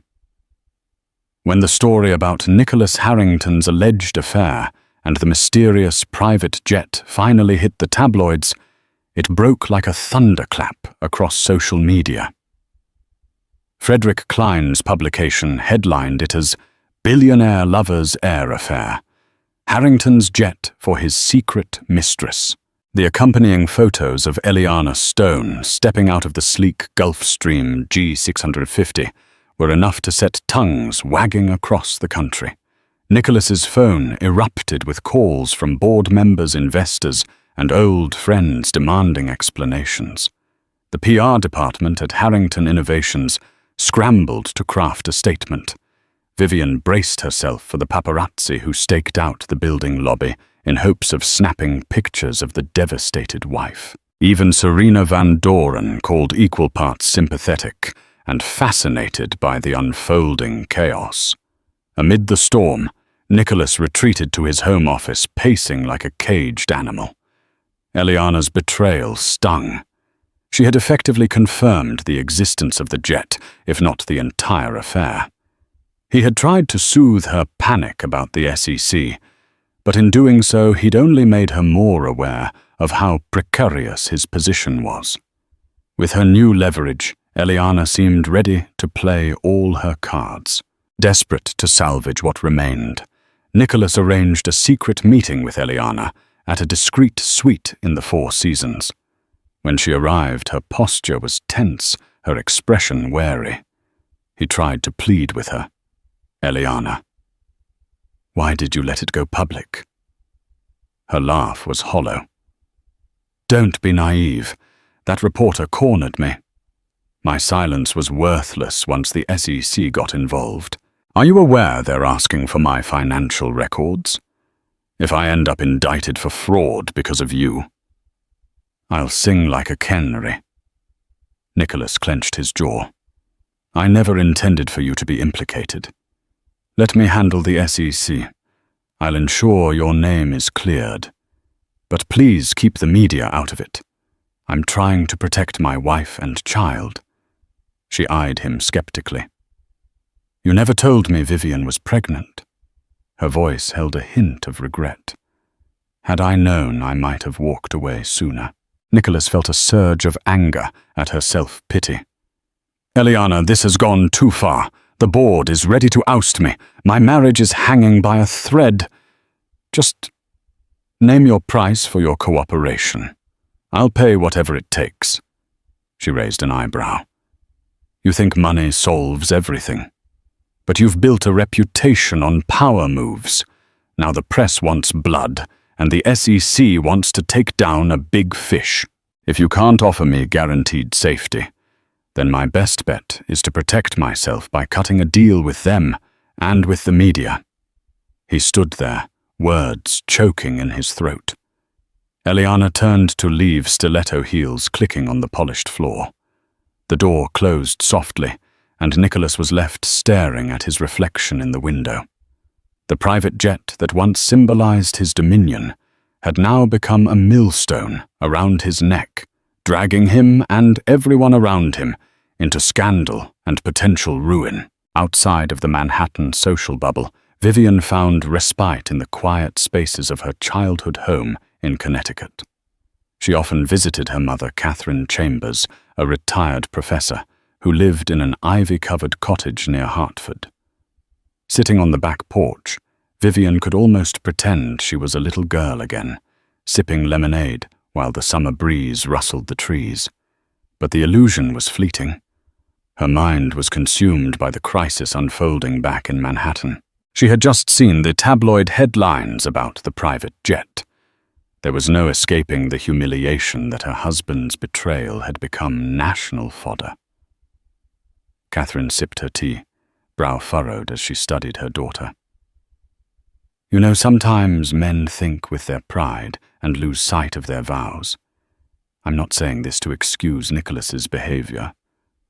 But are you sure you're ready for a legal battle that could get ugly? Vivian swallowed hard. I can't just sit back and let him ruin everything we built. He put me and this baby in jeopardy with his reckless actions, and the SEC investigation might expose more. I'm afraid of how deep this goes. Her mother reached over, covering Vivian's hand with her own. Then you must protect yourself and protect your child. The question is, do you still love him enough to give him a chance to make things right? Vivian's eyes welled up. Did she still love Nicholas? A part of her. Did she love the man who once wrote her poetry, who planned lavish surprise getaways just to see her smile? But that man seemed so distant now, overshadowed by the cunning businessman entangled with Eliana Stone. That afternoon she spoke with Tristan Zhao by phone. He laid out her options file for a legal separation, pursue a divorce, or demand that Nicholas sign an agreement giving her majority custody and financial security should the SEC investigation escalate. Tristan's advice was clear. Vivian, you hold more power than you think. Nicholas stands to lose far more if you take him to court. The board won't want a scandal-ridden CEO. If you choose to, you can force concessions out of him. Vivian felt a swirl of conflicting emotions. Anger, betrayal, guilt, sorrow. Catherine's question echoed in her mind. Do you still love him enough to let him fix this? The straightforward answer was that she wasn't sure. But she knew one thing with absolute certainty: she would not remain silent. She would not let Nicholas overshadow her rights or her child's future. As evening fell, she made a decision. She would return to Manhattan and confront Nicholas face to face with a proposed settlement. If he was serious about protecting their family, he would meet her terms. Otherwise, she would walk away no matter the cost. She would not be another powerless wife, overshadowed by a wealthy husband's misdeeds. The crossroads was set, and Vivian intended to choose her path with eyes wide open. Nicholas sat at the mahogany dining table, the remnants of a half-eaten dinner growing cold. His appetite had vanished hours ago, replaced by a consuming dread of what might happen next. Time felt suspended, the flickering city lights beyond the penthouse windows, casting dancing shadows against the walls. Suddenly the elevator chimed and Vivian stepped into the foyer. Her expression was resolute, not the tearful vulnerability he'd grown accustomed to. Nicholas rose. Vivian, he began, voice tentative. She raised a hand to stop him. We don't need to rehash the affair details. I'm here for a different reason. She pulled a slim folder from her handbag and placed it on the table. I had Tristan draft this. Nicholas swallowed. What is it? A provisional settlement agreement. she answered, her tone as cool as a lawyer delivering a verdict. It spells out what happens if I file for legal separation or divorce, particularly regarding custody of our child's spousal support and my share of your assets. He opened the folder and skimmed the pages, eyes widening at some of the clauses. You want the penthouse and a substantial share of Harrington Innovations stock. Vivian, this is... You owe me that much, Nicholas, she cut in. I supported you for years, sacrificed my career, and believed in you without question. If you tarnish our marriage and jeopardize our child's future, this is the price you'll pay. He flinched at the coldness in her voice. I understand your anger, but you must see this from my perspective. My company is under investigation. If I sign this, the board will see it as a sign of instability. The stock value will drop. It could spark a panic. Vivian's eyes flickered with conflicting emotions. That's not my fault. You created this mess. She gently placed a hand on her pregnant belly. I'm thinking about our child's security. If you're indicted or forced to resign, you'll lose so much. I can't risk being left with nothing. Nicholas breathed deeply. Slowly, he closed the folder and ran his hand across the cover. If I sign this, will you give me a chance to fix things? Vivian hesitated, her eyes searching his. That depends on your actions. You need to clear the air with the SEC, manage Eliana, and publicly acknowledge our marriage. No more secrets, no more hush-hush deals. He nodded, tears brimming at the corners of his eyes. I'll do whatever it takes, he whispered. Without another word, Vivian turned and walked to the spare bedroom. Once she was gone, Nicholas sat there, the weight of the agreement seeming to press down like an anvil. Signing it might mean salvaging some form of trust. Refusing it might lead to a costly and humiliating court battle. Either way, his fate now lay in the fine print of that folder, and in the unwavering resolve of the wife he had wronged. The air outside the SEC's New York regional office was thick with August heat and anticipation. A line of reporters had already begun to form across the street, cameras aimed like rifles, ready to capture the slow dismantling of a reputation once thought untouchable. Nicholas Harrington emerged from the back seat of a sleek black town car, flanked by his chief legal counsel Henry Caldwell and 2 junior associates. Dressed in a charcoal grey suit, every inch of him appeared immaculate, except for the strain around his eyes. It was the look of a man who had spent too many nights staring at the ceiling, wondering when everything would fall apart. Inside the hearing room was antiseptic windowless and devoid of comfort. At the long table sat a panel of SEC officials, each with folders thick enough to suggest they already knew more than they were letting on. Among them was Grace Lee, the lead investigator, sharp, unblinking, and known for unearthing white-collar deception with surgical precision. Nicholas took his seat. A court reporter adjusted her machine. A bottle of water was placed in front of him. He didn't touch it. The oath was simple. Do you swear to tell the truth, the whole truth, and nothing but the truth? I do, Nicholas replied, though the words caught briefly in his throat. Henry began speaking first in a calm, strategic tone. My client is here in full cooperation. While recent headlines have painted a dramatic picture, we are confident this testimony will clarify misunderstandings. Mr. Harrington has nothing to hide. But Grace Lee wasn't here for Grace. She leaned forward, her voice steady and clipped. Mr. Harrington, can you explain the series of wire transfers from your personal trust to Stone Enterprises? Several occurred within 48 hours of your company's major acquisition announcements. Would you categorize those as gifts, loans? Or something else? Nicholas swallowed hard. They were loans. Personal investments to support Ms. Stone's business initiatives. Business initiatives, Grace repeated, tapping her pen.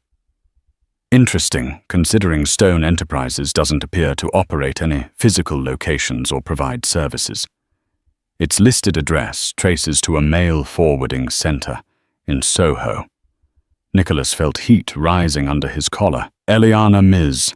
Stone was in the process of launching a non-profit. I believed in her cause. Grace raised an eyebrow. And the Gulf Stream G650, purchased via subsidiaries connected to Harrington Innovations, transferred into her name. Does that fall under your philanthropic beliefs as well? The room went quiet. Even Henry seemed to pause. Nicholas tried to recover. That was a miscalculation. It was meant to facilitate her travel to charity events overseas. There was no intention of misleading the board or regulators. The junior investigator next to Grace leaned in and flipped a document toward the panel. We have emails between Ms. Stone and one of your assistants discussing keeping things off the books. How do you explain that Nicholas's hands clenched under the table? I never authorized that language. If it happened, it was a mistake by a staff member. The air tightened. Grace didn't blink. So in summary, you claim the funds, the plane, and the shell companies all exist as coincidences, and the timing around stock volatility mere chance. Nicholas faltered. Yes. Coincidence.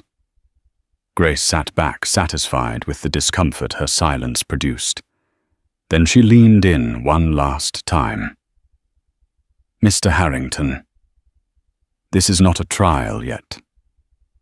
But you should understand, we are prepared to pursue further action. If we discover that your personal relationships were used to conceal material financial transactions, you won't just be explaining yourself in this room. You'll be doing so under federal indictment. The words hit like a gavel. When the questioning ended, Nicholas stepped into the hallway, drenched in sweat beneath his polished suit. Henry walked beside him, jaw tight. Nothing's definitive yet, Henry muttered. But they're closing in. We need to get ahead of this fast. Outside, the sunlight was blinding. Flash bulbs erupted the second Nicholas appeared. Reporters shouted questions, but he kept walking, expression unreadable. And then, just beyond the press line, he saw her. Vivian stood quietly, her coat folded neatly over her rounded belly. Her eyes met his, not with hatred, not with pity, but something colder clarity. The kind that no lie could pierce. She nodded almost imperceptibly, then turned and left. Nicholas didn't call after her. He couldn't, because at that moment, he understood he hadn't just been under oath in front of the SEC. He'd been under oath before the woman whose trust he had shattered, and in both courts, he was failing. The day Manhattan Family Court summoned the Harringtons, the city seemed to mirror their turmoil, overcast skies, cold drizzle, and a wind that cut through coats and certainty alike. Vivian sat in the back seat of her legal counsel's car, hands gently folded over her rounded belly, her heart steady, but her mind a whirlwind. In her tailored navy dress and cream coat, she looked the part of elegance, but underneath, she was bracing for war. Nicholas, on the other hand, arrived separately with his legal team. Face drawn, suit pressed but soaked at the edges from the rain. The once revered tech mogul now moved with the stiffness of a man walking into his own reckoning. His wife, the woman who once toasted his Forbes cover in Santorini, was now his opponent in a courtroom that would define more than custody. It would define character. Cameras flashed in the foyer. The tabloids had already christened the event the billionaire marriage collapse of the year. Inside, fluorescent lights and the low murmur of clerks filled the courtroom with a sterile judicial hush. But beneath the procedural tone, hearts thundered. Judge Wallace, known for his impartial but razor-sharp mind, presided from the bench, glancing between the two parties with practiced observation. Vivian rose first. At her side stood Tristan Zhao, her family attorney, sharp as ever, his calm anchoring her presence. "Your Honor," Tristan began, "we are here today because my client, Mrs. Vivian Harrington, must safeguard not only her unborn child's well-being, but also her own future in light of serious allegations surrounding Mr. Harrington's conduct. These are not just emotional breaches. They carry financial, legal, and reputational consequences. He presented exhibits, the Gulfstream G650 invoice wire transfers to Eliana's companies, and press clippings outlining SEC scrutiny. This is not a case of simple infidelity, he emphasized. This is a man whose recklessness threatens the foundation of a family. Then Vivian took the stand. She didn't shake. Her voice, though soft, cut through the courtroom like crystal. "I am not here to punish Nicholas," she said, "but to protect my child. I stood by him as he built an empire. I turned down board seats and job offers to raise a family with him. But when I discovered the jet, the lies, the secrets woven into our finances, I realized I could no longer trust him to put family first." She paused, one hand resting on her belly. "This child will be born into a storm I did not create. And so I ask this court for separation custody and clear boundaries. I need to know I'm not tied to a future of consequences that I didn't choose." Nicholas, listening, felt something tear quietly within. Vivian wasn't attacking him. She was grieving him. Grieving the man he used to be. And somehow that hurt more than any insult could. His attorney, Deborah Montague, rose, her tone polished but defensive. "Mr. Harrington has not been charged with any crimes. He has taken responsibility and signed a provisional agreement to provide for his wife and unborn child. He regrets the mistakes he made, and he is committed to restoring stability." When Nicholas took the stand, his usual confidence faltered. "I've made catastrophic decisions," he admitted. "I lost my way. I hurt the woman who believed in me more than anyone. But I love my family. I love my wife. I want to be a father. Please don't punish my child for my failures." He looked directly at Vivian, eyes glossy with unspoken regret. "Vivian, if there's anything left to save, I'll fight for it." But Judge Wallace had heard enough. He removed his glasses slowly and addressed the court in a measured tone. "This court does not render decisions based on emotion alone, but on impact, risk, and precedent. While Mr. Harrington has not yet been criminally charged, the court finds the financial irregularities troubling, especially the use of marital assets for extramarital endeavors." He looked at Vivian. "Given your condition and the uncertainty surrounding Mr. Harrington's legal future, the court grants your petition for separation with sole custody, awarded until further review." A collective breath left the courtroom. "However," the judge continued, "I order a mediation period before any permanent divorce is granted. Both parties are encouraged to seek counseling for the sake of their child, if not for reconciliation." The gavel fell with finality. Outside, flashbulbs exploded. Nicholas exited with his head down. Vivian walked out, composed, escorted by Tristan, her hand instinctively cradling her stomach. That night, Nicholas returned to an empty penthouse, silence pressing down like a judgment of its own. Vivian, meanwhile, sat by her mother's side in Connecticut, watching news coverage she never asked for. She had won the hearing, but not without cost. And somewhere deep within both of them, the truth lingered like an echo power may buy silence, but it can never buy back trust. And the court, cold and impartial, had just made that truth official. Autumn descended on Manhattan with a crisp chill. Leaves in Central Park turned burnished gold, a stark contrast to the somber mood that enveloped Nicholas. The separation hearing had concluded, leaving him in a purgatory of legal limbo.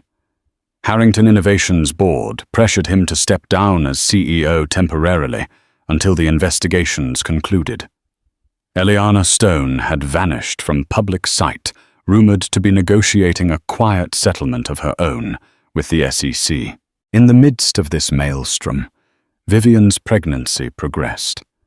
She was nearing her 7th month, glowing despite the emotional upheaval. One day she agreed to meet Nicholas at a neutral location, her lawyer's conference room, under the pretense of finalizing some financial details. Nicholas arrived early, heart-pounding, half hoping for a chance at honest conversation. When Vivian entered, her expression was guarded but not hostile. They sat at a polished wooden table, a fruit platter and water glasses placed between them. Lawyers hovered in the background. But Tristan made an excuse to step out, leaving them momentarily alone. Nicholas mustered his courage. "Vivian, I know I can't undo what's happened, but I still believe we can be a family for our child." She studied him quietly, absent-mindedly, placing a hand on her belly. "Nicholas, I've been to the doctor. The baby's healthy. That's the most important thing to me. I won't let anything threaten that." Her voice was tinged with sadness. "But as for us, I don't know if we can ever go back to the way things were. Your affair, the secrets, they're scars that might never fully heal." He felt tears prick at his eyes. "I'll do anything, Vivian. I'll sign any agreement you want. I'll cooperate fully with the SEC. Step down from the company for good if necessary. I don't want to lose you." Her eyes glistened, but she remained composed.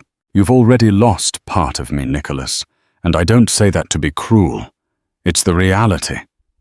But you might be able to earn back my respect if you can prove you've truly changed." Just then, Tristan stepped back into the room with a gentle knock. "I'm sorry to interrupt. The final paperwork is ready."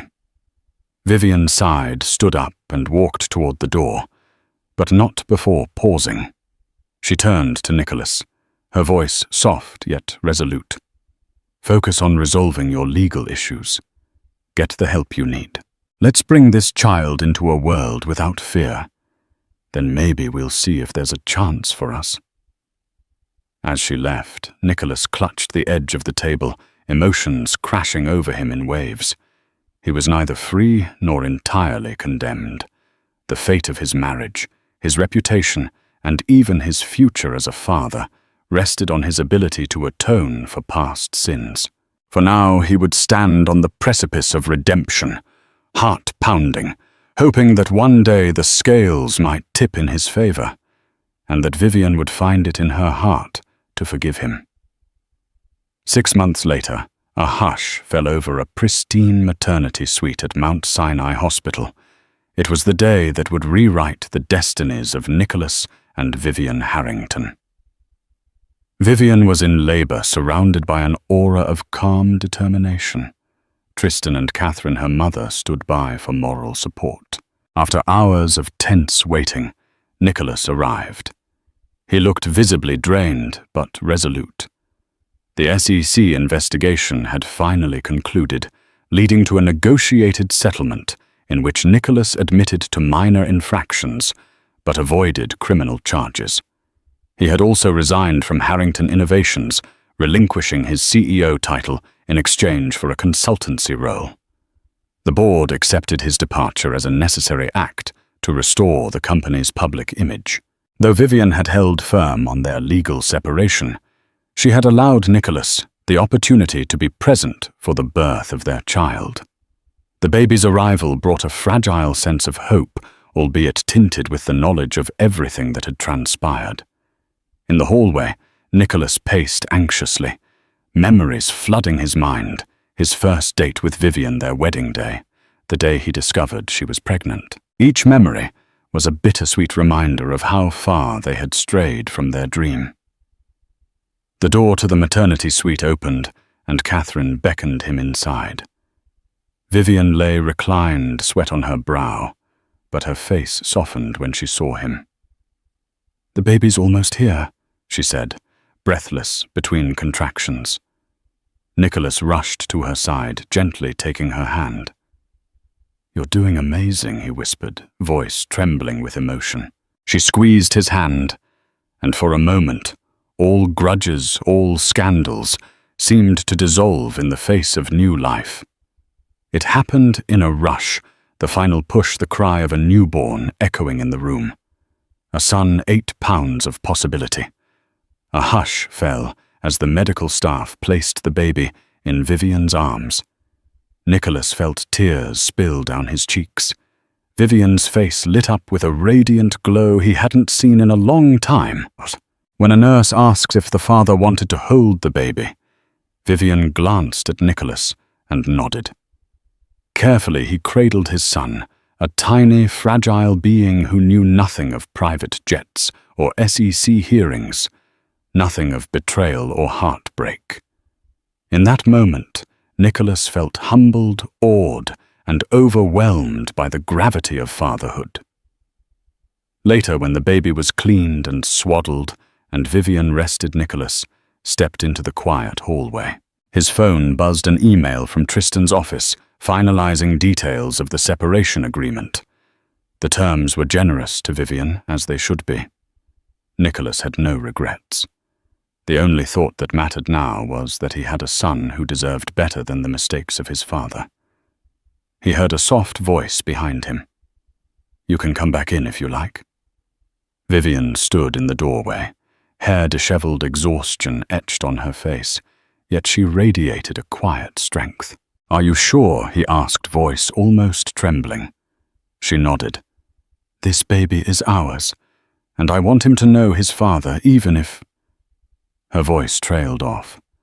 Perhaps she was thinking of what the future would hold for them. Would they remain separated forever? Or was there a glimmer of reconciliation? Nicholas followed her inside the weight of the world, feeling just a bit lighter than before. He took a seat next to Vivian, watching their son's tiny chest rise and fall. The child's eyes fluttered, taking in the world for the first time. In that shared silence, father and mother, once broken by betrayal, found a fleeting moment of unity. No matter what the days ahead held, court hearings, settlement negotiations, or personal therapy sessions, this was a new beginning. It might not be a fairy tale ending, but it was real. It was honest. And perhaps for Nicholas and Vivian Harrington, that was a step closer to redemption than either had dared to hope. Thank you for joining us on this intense journey of passion, betrayal, and the fight for redemption. The tangled webs of Nicholas Harrington's life serve as a stark reminder that no amount of wealth or power can shield us from the consequences of our actions. From a hidden mistress and an extravagant private jet, to legal showdowns and a child's birth that changed everything. Our story reveals how trust once broken can take a lifetime to rebuild. Yet in the darkest moments, hope may still emerge if one chooses humility and honesty. If you found yourself on the edge of your seat, yearning to know what happens next in the Harrington saga, be sure to like, share, and subscribe to our channel. Your support helps us bring more gripping stories to life. Stay tuned for our next riveting tale, because in the world of real-life drama fiction, there's always another twist around the corner.